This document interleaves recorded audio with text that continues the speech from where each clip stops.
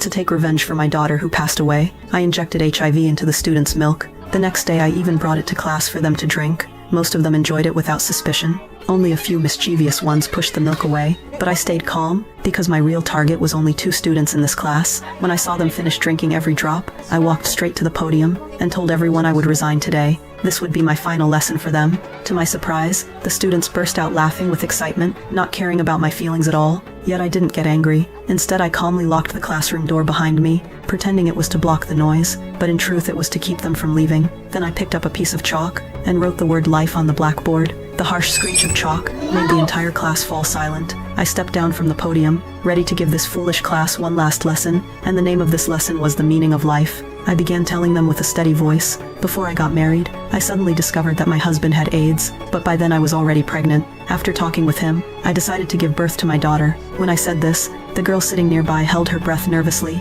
afraid of being affected somehow. Some even stood up shouting at me, until I explained that I had been tested, and nothing was wrong with me. Only then did they sigh in relief, but the words that followed sent a chill down their spines. Not long ago, my daughter lost her life, and it happened right here at school. The police concluded it was drowning, but deep down I knew the ones who caused it were hiding in this classroom, and there were 2 of them working together. I didn't plan to reveal their names, so let's just call them A and B. Not long before the tragedy, A had played a cruel trick on me.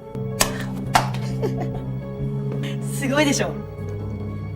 He even boasted saying I was impressive to notice. Then he tried to get me to sign his science contest application, claiming it was for a special project, but I sensed danger, so I firmly refused. Unexpectedly, he went directly to the principal, and still managed to win first prize. He thought his name would shine in the headlines, but instead the news barely mentioned him in a small corner. What did make the front page was a shocking story about a young person taking a life. Since that kind of story got more attentions, he figured he might as well try something just as dark. So A found the weakest classmate B. B was failing every subject, skipping classes just to play games. Once I caught him and punished him by making him clean near the pool. Holding a grudge, the 2 of them chose my daughter as their target. Because of the youth protection law, kids under 14 don't face heavy punishment. Even if caught, they'd soon be released. One day, I was shopping with my daughter. She begged for a little rabbit-shaped wallet, but I didn't have enough money with me. Coincidentally, A saw this scene. The next day he bought the same wallet, and with B's help tricked my daughter, telling her it was a gift from me. The moment she touched the wallet,